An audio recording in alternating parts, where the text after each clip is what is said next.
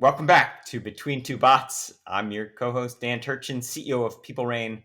I'm joined by Dr. Mark von Rijmenam, author, futurist, and entrepreneur. This is the podcast where we talk about the future of humanity, society, and government, all as seen through the lens of your data, your privacy, and the ethics of AI. This is a conversation we need to be having now.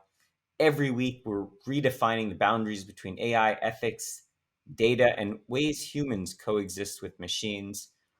Listen here each week to learn from experts who are on the front lines defining how we'll work and live for decades ahead.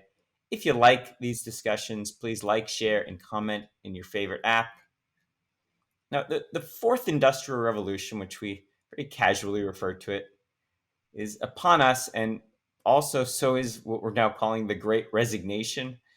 Both have really forced us to revisit discussions about the need for UBI, or universal basic income. Both are forcing us to revisit the fundamental definition of work in ways we just haven't had to think about really since, say, the 18th century. It's clear at this point that the future involves a tighter collaboration between us and machines, and it's equally clear that those on what we'll call the right side of innovation will define its shape.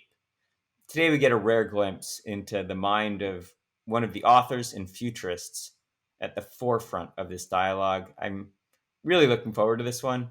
Dr. Mark, you want to introduce our guest? Yes, of course. Great to be here again. And yeah, I'm also very excited to have David Shrier on the podcast today. He is an absolute icon in the field of AI ethics. He's also the CEO and co-founder of Esme Learning, an AI-powered digital learning platform. And he is, as you mentioned, a leading AI futurist who has driven over 9 billion worth of technology initiatives for Fortune 1000 companies and private equity. Shrier currently holds an appointment as a professor of practice focused on AI and innovation at the Imperial College Business School, and he's a former MIT New Ventures Officer and lecturer at the MIT Media Lab, and he recently founded an AI Ethics Institute, which is, of course, very relevant for this podcast. And, of course, last thing, you recently published the book Augmenting Your Career with AI, and I think there's a lot to talk about in this podcast on how AI is evolving and how we should ensure that AI behaves in ways that we want it to behave. As always, we start with 3 articles. Dan, would you like to kick off? And of course, welcome David to the show. It's great to be here. Thank you. David, the first article we're going to review is from the Montreal AI Ethics Institute, titled Artificial Intelligence, the Global Landscape of Ethics Guidelines. As always, we'll share links to all these articles in the show notes. And this is an interesting review by a researcher named Avantika Bandari of a whopping 84 quote guidelines on the ethical principles related to AI, kind of a lexical analysis. And one of the findings that I thought was novel, something I haven't seen distilled this way before, is what the researcher says are the 11 overlapping or overarching ethical values that transcend most of these 84 documents. And in order of the frequency by the number of sources in which they're cited, they are the following: transparency, justice, and fairness, non-maleficence. I think that's a character from a Disney movie, if I recall. Responsibility, privacy, beneficence, freedom and autonomy, trust, dignity, sustainability, and solidarity. My question for you is, how do you feel about this approach? Is the field of AI ethics something that can be distilled down into 11 principles, or does it require a more nuanced conversation? Yeah, so I'll say yes and. So first of all, this is interesting work, but definitely not unique work. It kind of retreads some work from a few years ago by Luciano Floridi at the Oxford Internet Institute and Joshua Cowles at Harvard, that actually is able to distill or summarize to even a higher order of 5 common ethical principles across over 40 nations. So the first part of the article and kind of the foundational work was not, I would say it's not wrong.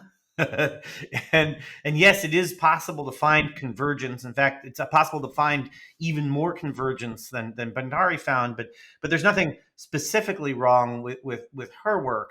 She does call out some things that Floridi and Cowles did not touch on, such as sustainability, and so it's definitely illustrative of some of the efforts of people trying to find points of commonality across what are ultimately different countries and different cultures with different priorities, right? And so I can give you a few examples, but just at a high level reaction, the analysis part of the article, I did not disagree with. The conclusions I did, but we'll get to that a little later. Sounds good. I'm already looking forward to that. So the second article is by the Open Access Government platform, and the title of the article is, why AI-powered EdTech is the future of lifelong learning. And the article delves sort of into the importance of the debate in education and how an AI-powered EdTech can enhance discursive learning, and how new technologies, can be crucial of asking, critical thinking, asking questions that help you in your learning approach, which would ultimately lead to more in-depth understanding of complex concepts. And in the article, they argue that AI can help you achieve this. They give several examples, such as AI can facilitate cooperative and collaborative learning by pairing students to engage in peer-to-peer learning, or they can use AI to initiate conversations with users, leading to the improvement of knowledge and again, this critical thinking skills. Or you can use AI to reinforce new knowledge, where AI will be, on the one hand, to test the user's knowledge and skills with questions that challenge their thinking, and also how they respond to these questions. I think it's clear that we are moving to a world where teachers become coaches, and AI will become crucial in training our kids, including all the flaws that come with AI. So, what are your thoughts, David, on a world where teachers are coaches and kids learn from AI? And how do we ensure that the AI teaches our kids will be a good AI? Well, I think I agree with a number of the points that the author makes in this article. I think he leaves out a few things, most notably the benefits of scalability, right? It's definitely underemphasized. So he talks about how it can relieve some of the burden on a teacher who's doing marking or what have you, and how AI can facilitate connectivity across students who are at a distance. I agree with all those things, and we actually do that in Esme Learning. So we have an AI coach that works with you. So I'm not sure if I'd say teachers are coaches. I'd say the AI is helping with the coaching, and the teachers also helping with the coaching. The model of coaching a student at least goes back to the academy in ancient Greece, as they hearken to Socrates. So it's not like coaching students is new, and Oxford's been doing the tutorial model since arguably the late 900s AD, when there was church teaching on the site of where Oxford stands today, and then of course the university being founded over 850 years ago. So this is all stuff that's been around. We just are able to do it better and more consistently at greater scale thanks to AI, and so that's pretty exciting. But there are other ways in which AI can help, right? And so, for example, we're building AI teaching assistants already in Esme Learning, and we're even trying to go beyond that. So one of the points that the author called out that I liked was the idea that you can get answers to your question at any time, anywhere. And so we have taken all of my books that I've written, not just the latest book on augmenting your career, but we've actually taken all of my books and we've loaded them into a strong AI. And we're trying to create a Dave bot that can answer your questions anytime, anywhere on anything to do with fintech, blockchain, or cybersecurity, or AI. And so, it's not there yet, but we're getting there. Right now the AI speaks kind of at the level of me, Tarzan, you, Jane. It's very sort of primitive in terms of how it communicates, but we're 3 to 5 years away from that AI being actually able to talk to you about my work in colloquial language that sounds kind of like me. Perhaps in less than 3 to 5 years, we'll have the Dave bot back on the podcast. Absolutely. I think it would be great. Well, Dave, for our third and final article before we get into the Q&A section, This is an interesting article on datamation and written by Sarah Hunt called The Ethics of Artificial Intelligence. And it poses 5 key questions related to AI ethics. And I thought, because with you as a guest today, we got the expert here, we'll take a theme from your book, the one you just mentioned, the excellent Augmenting Your Career, and jump to question 3, which Sarah poses: what happens if AI replaces humans in the workplace? I'm gonna toss you a softball here. How would you answer that? Well, yeah. I mean, look, and we touched on this in the introductory comments where you're talking about the possible drivers of universal basic income and such. So, I use a lot of science fiction and movie imagery in my writing and my speeches, and so I just gave a talk yesterday featuring some characters from Wall-E, the Pixar movie, where they imagine a future, and I'm not spoiling the movie too much. It's been around for a while to say, they imagine a future where automation, AI, has replaced everyone's jobs. And so people have lost purpose and they're basically giant, oversized, overweight babies that float around in hover chairs, sipping big gulps. And the AI does everything else.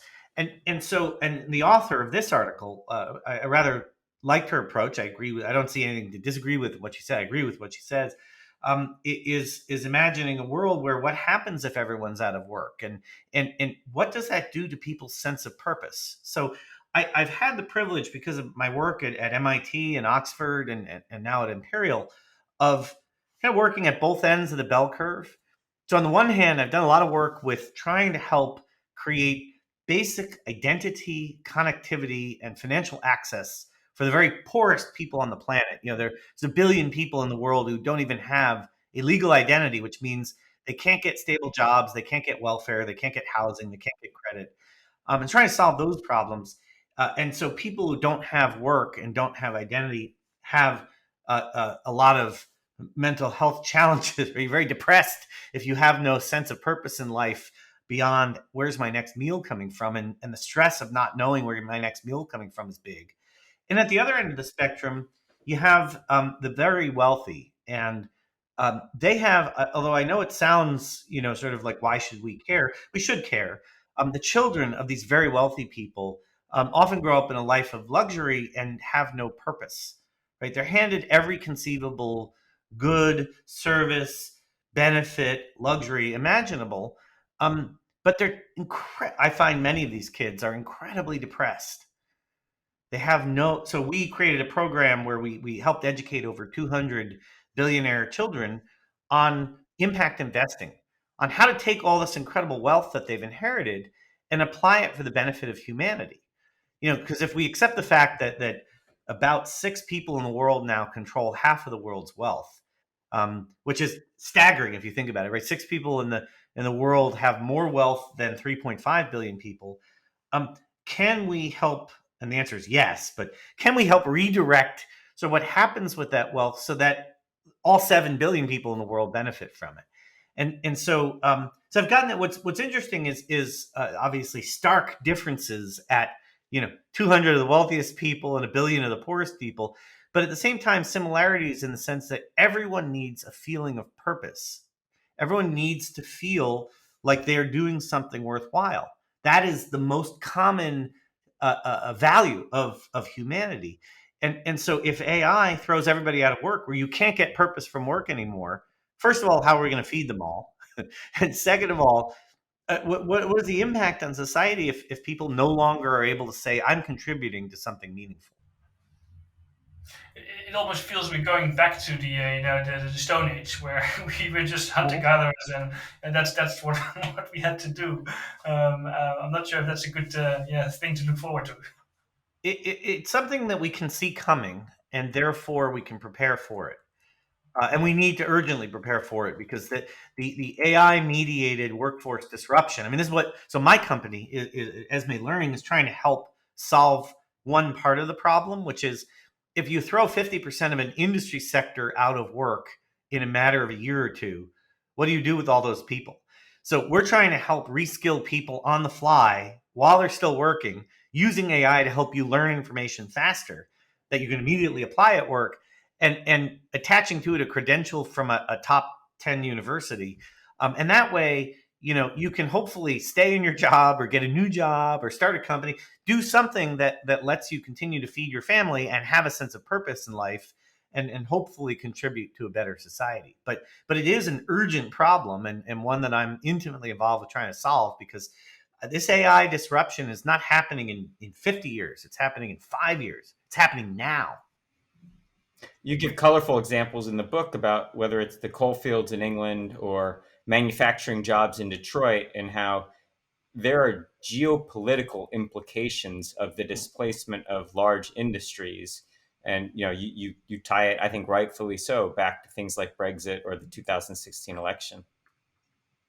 Absolutely. Well, this is so. First of all, that election was rife with numerous AI or automation-driven activities, forces, and disruptions. Right. So on the one hand, the votes were very close. I would argue far more close than they should have been.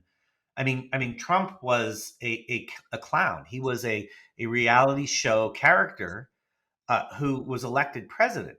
The fact that we could take a serious politician, no matter how much you could argue about corruption or unlikability or whatever argument you want to throw out there about Hillary, there's no question that she dedicated her life to public service and that she had a track record that shows that she was competent.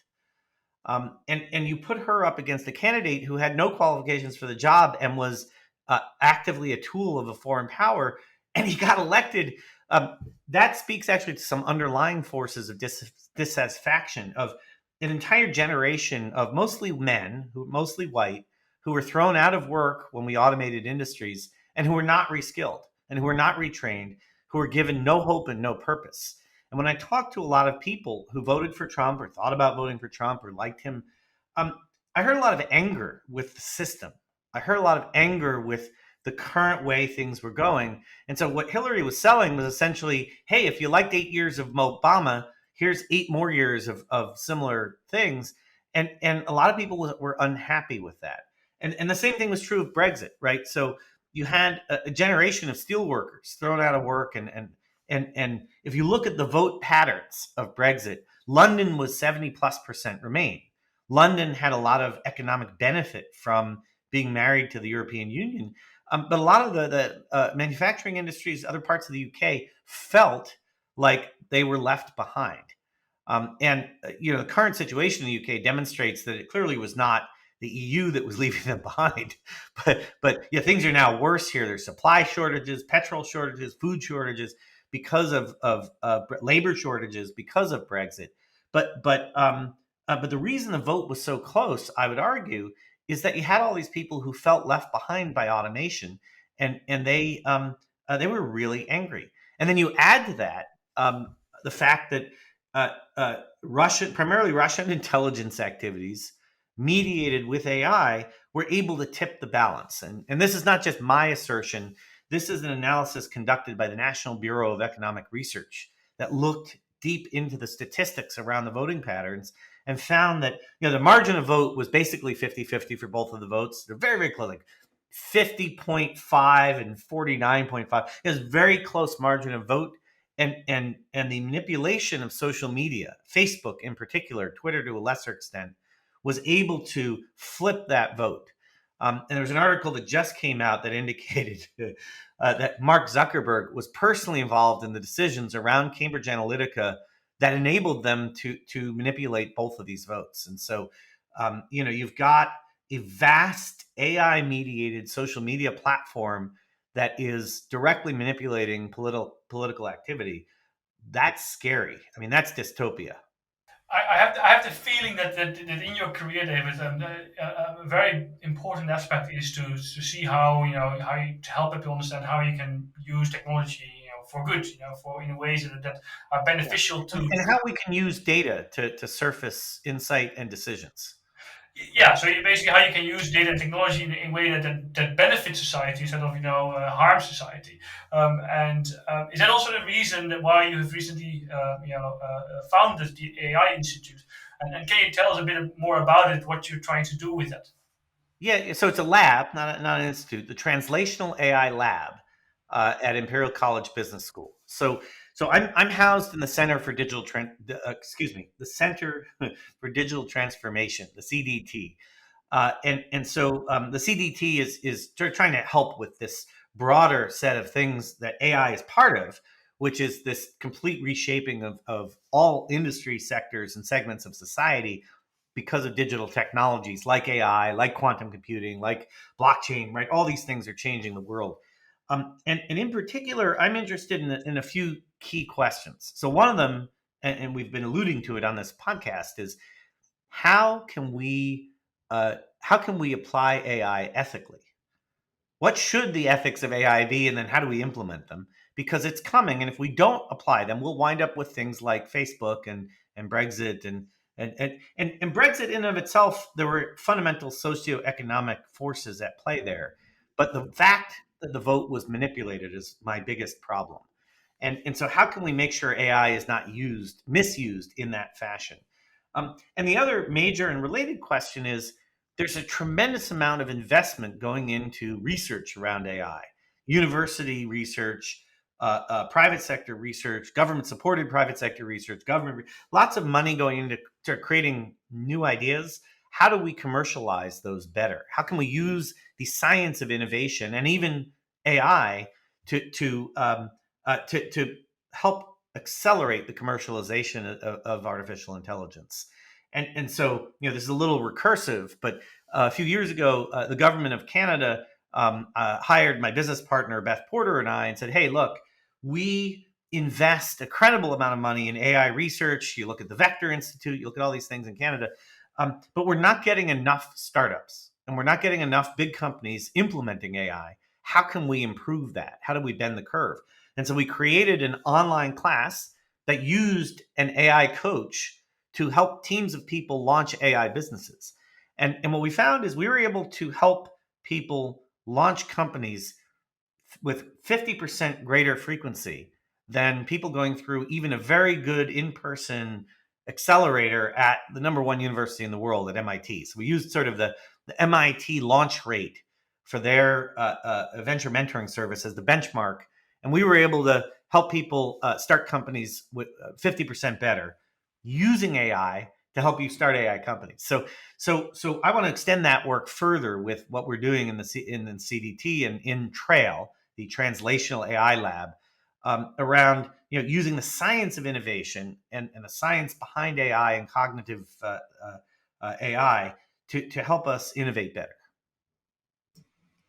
So let's make this real. So let's say you're talking to the 50-year-old machinist in a auto plant in Lordstown, Ohio, who has been told that their job has been eliminated by a robot. And you come in, and claim that you're going to provide an AI coach that's going to help them reinvent a career that they've had for 30 years and it's all they know. Not to seem overly cynical, but let's role play this out. How does that conversation go? All right. I mean, we'll take this in parts, right? So first of all, it's the AI coach is a tool. It's not the end thing, right? The end thing is we need to introduce new skills.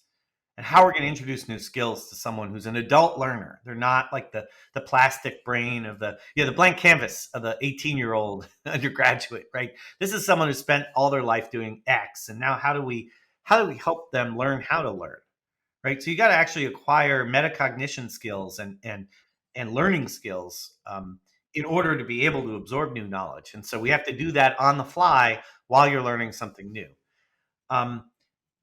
Second of all, I will say, we are not trying to solve all problems simultaneously. We're starting where we have greatest strength and experience and building out from there. So we've done a lot of work in financial services and in health innovation.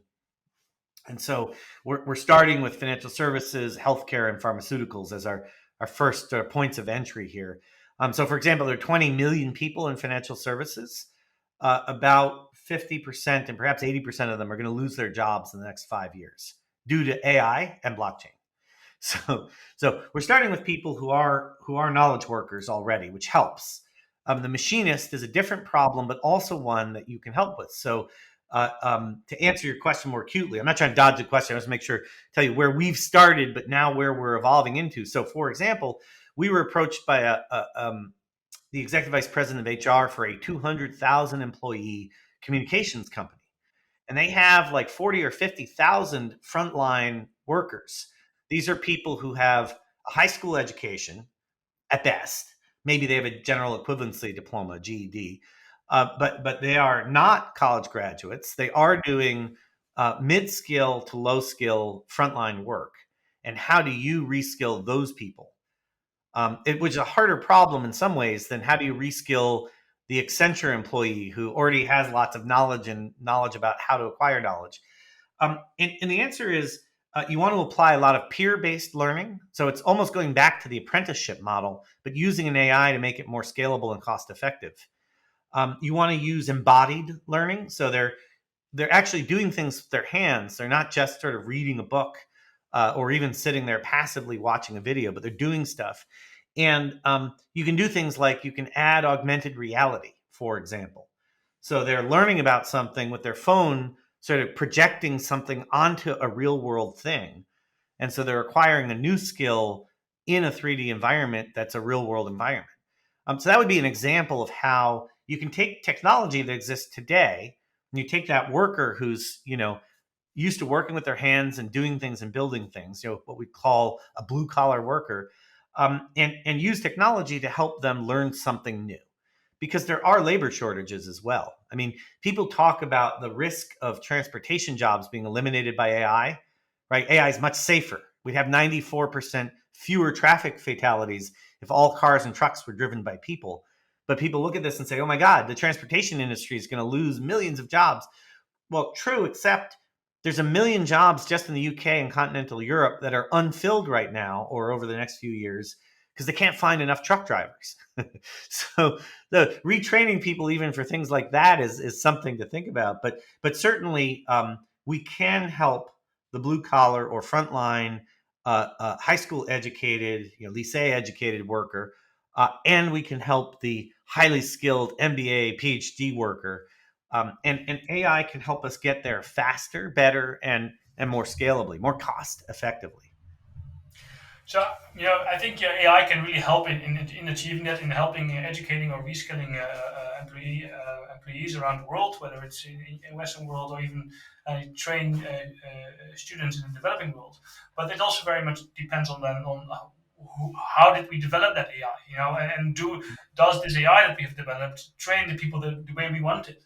And that's of course where ethics comes into play, because the way what we value in the Western world is something totally different that people value in other countries around the world. So how do we create these ethical standards, that create this global alignment, and to avoid that we have an AI so to say winning, which is with the wrong intentions. So first of all, I agree with you. These are important questions. I actually tend to use the phrase trusted AI as opposed to ethical AI, just because as soon as you say ethics, half the people or 3/4 of people you're talking to turn their ears off. They stop listening, right? They're like, ethics, whatever.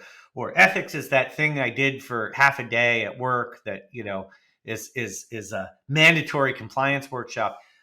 So I like talking about trusted AI. How do we make sure AI does what we want it to do and not what it wants to do, right? So that's just a sort of foundational premise. Same idea, but just pivoting the dialogue a little bit into something that maybe people find easier to accept. The second thing is I disagree with the premise that it is possible to have global alignment. There are very few things that we've been able to align the world around. Even climate change, which more than 99% of scientists say is human-driven and real, and which almost every nation on the planet has lined up around in terms of things like COP26 and setting standards to reduce global emissions, things like that. We still have major industrialized nations that refuse to participate in these international treaties. So the notion that in every other area of human endeavor, we can find some points of commonality, but there are many points of difference. But somehow AI is going to be different and held to a different standard. and magically there'll be a global one single set of global standards for AI. I think that is folly. I do think it is useful to point to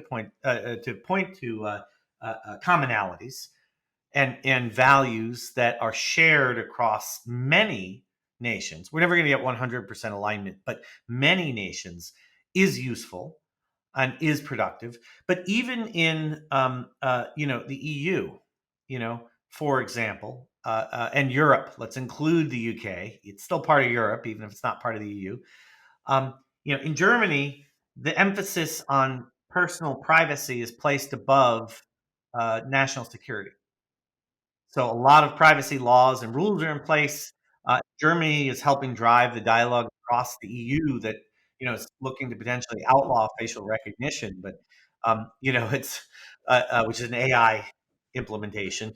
But Germany says we have to protect personal privacy, even if that means some people get blown up by terrorists. The UK says we're going to put surveillance cameras everywhere in London because protecting people is more important than your personal liberty. And so these are two countries that share ultimately a sort of Greco-Roman tradition of philosophy and ethics at its heart.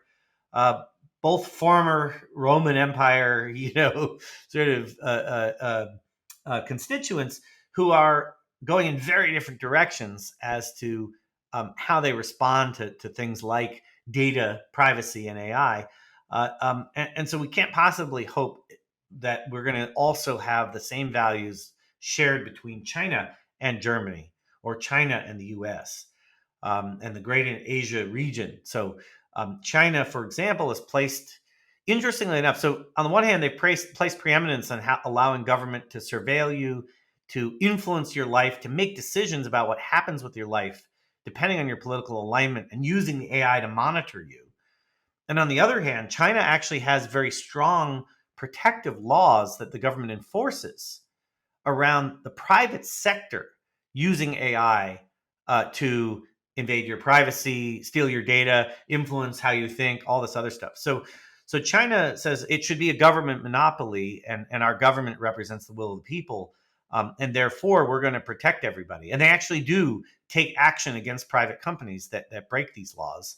In the US, we say, okay, private sector is the most important thing. And, the US has been fighting a national privacy law for years, right? We have the CCPA, which is kind of like a half step, the California Consumer Privacy Act. We don't have a national privacy law the way the EU does. And we say Facebook should be allowed to do what it wants, and Google should be allowed to do what it wants, and Apple should be allowed to do what it wants. And that results in things like Donald Trump getting elected, because we're not controlling these private sector actors who are abusing personal data. I mean, Facebook is the worst abuser because they also have terrible cybersecurity and refuse to invest in fixing it, which means periodically all of your private and personal Facebook data that they've spent billions aggregating gets stolen by hackers, usually working for China, Iran, or North Korea, who then use it to influence geopolitical discourse. And this is not exaggeration. I invite you to look at the cybersecurity trackers, the blogs and institutes that look at cybersecurity incursions, and how many times like Facebook's unencrypted password file gets stolen and unencrypted user profiles get stolen. It's a travesty. Former Facebook executives have gone on record as saying they're ashamed that they helped destroy the fabric of society by working for Facebook. I'm not exaggerating. This is actually a direct quote. At the top of the podcast, Yeah. you said you alluded to something that I think is intriguing, and that's how foundational work is to the human experience. I'll paraphrase. And now we're living in real time what has been dubbed the Great Resignation. Vastly higher percentage of employees are quitting their jobs, and some speculate that it's related to things like the pandemic that are forcing us to question, what are we doing with our lives, right? Life's short, and certainly job instability caused by AI is having the same kind of an impact. So in light of your research and your writing, is this, first of all, is this a problem? And to the extent it's a problem, where do you go to fix it? Is it at the regulatory level? Is it kind of bottoms up at the employee level? Do you go in through the employers? Like, how should we think about this as a societal issue? What, fixing the Great Resignation? I mean, Which first implies if it needs to be fixed that it's a problem, and even that I find is worth discussing. well, look, I mean, I hate to sound so simplistic and naive, but we have to give people hope. Okay, so what the Great Resignation says, if I can unpack this a little bit, is um, this promise of a career, and this promise that if I spend 4 years and 150 or $200,000 US getting a degree, I can then actually own a house, feed my family, and retire comfortably. That promise has been broken, right? So now people have there are trillions of dollars of student debt. Big debate right now is, a lot of it's held by the U.S. government. So, should the government forgive it? Right? There's less of a problem in other countries. If my children went to school in the UK, if they went to Cambridge or Oxford as UK citizens, they'd be spending about £10,000 a year, which is considered expensive by UK standards. In the US, that doesn't even cover your tuition for 1 year. The 4-year degree in the UK does not even cover your tuition for 1 year at MIT or Harvard or Princeton or what have you. So that's a real problem, and so people are sitting there with this mountain of debt that they literally can never pay back in their lives. Then they either can't get work or it's minimum wage work, and the minimum wage in a lot of countries, and certainly in the U.S., is below what it's necessary to actually be able to pay rent and eat. And so you have people who invest in these expensive educations and then can't even feed themselves with anything other than ramen noodles at best. And they can't live, or they live in very poor housing conditions. And then they go to work in an environment where they're treated like widgets. They're not treated very well. The employers aren't investing sufficiently in advancing their careers and providing coaching and mentorship and career development. And so, in contrast, my father went to school in the 1950s and a graduate school in the 1960s. He was employed immediately following graduation by a major international company, which then nurtured him for 25 years, right? And once he got above sort of his initial 10 years at the company, every 2 to 3 years, they would move him to a new job with progressive development and mentorship and coaching. And, he said it was great. Every couple of years, I'd get put into something new and I'd learn something new, and they took care of me.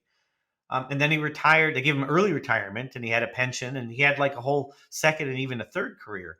Um, uh, and that's just not possible today. I mean, corporations treat people fairly most corporations treat people disposably.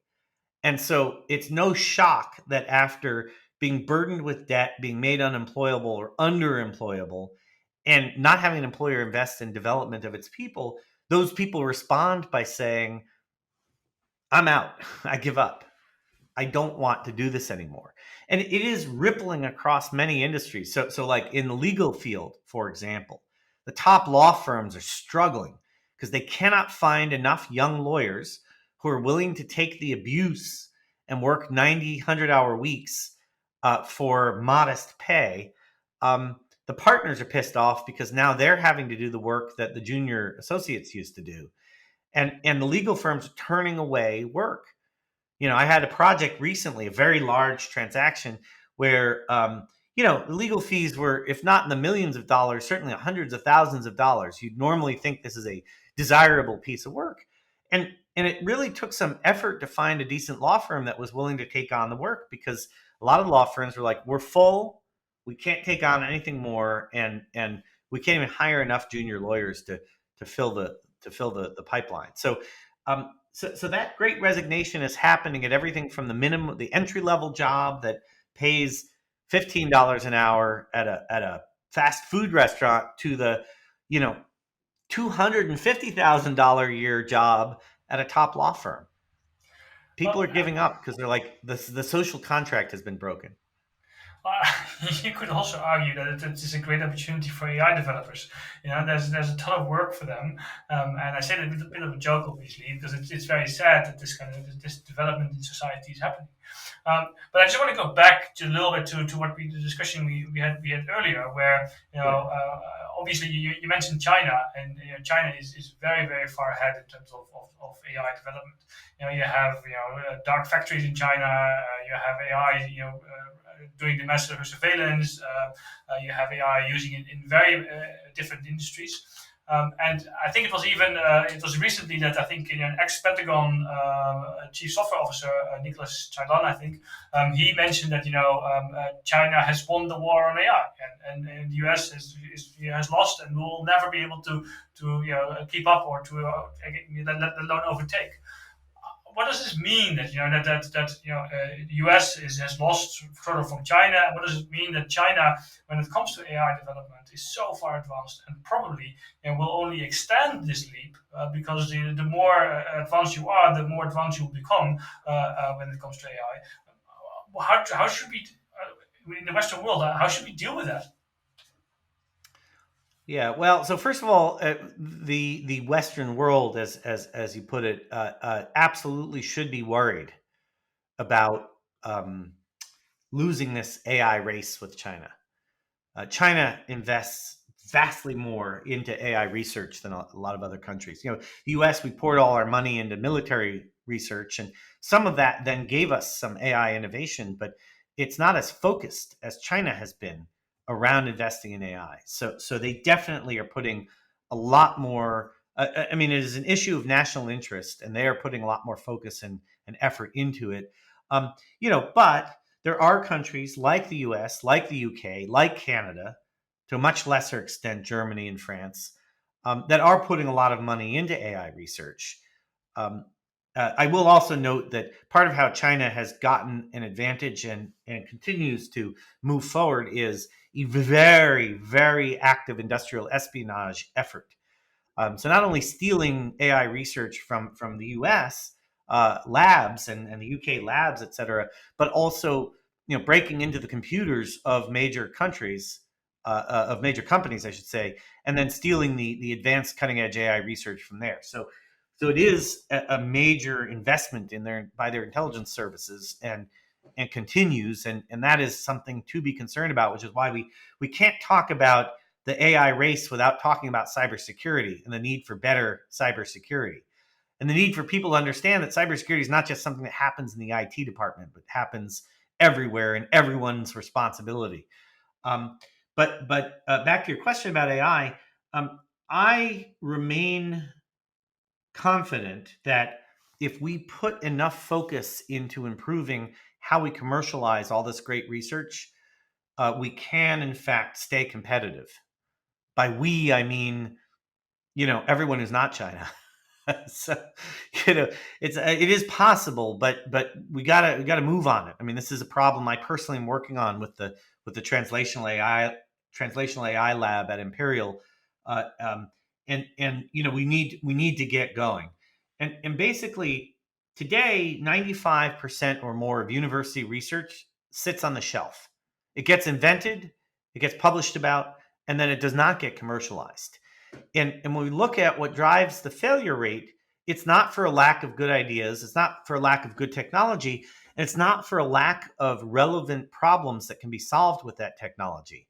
But there is a gap to go from an idea on a university lab bench into a commercial product or service. And so we need to improve how we help people, innovate, how we help people commercialize those ideas. But I think if we did that, at least to your question about AI, we'd be able to keep up and maybe even leap ahead. Dave, fascinating insights. We got to get you off the hot seat, but gosh, it feels like we're just getting started. And let me say a big thank you from Dr. Mark and myself, because we made you do this before even your first cup of coffee at 6 a.m. So pretty darn good. We've covered the essence of humanity. We've covered the existential threat to us as a species. We've talked about geopolitics, and I applaud you for all that. And my only ask is that as some of these trends unfold, maybe some combination of you and the Dave bot will come back and continue the conversation.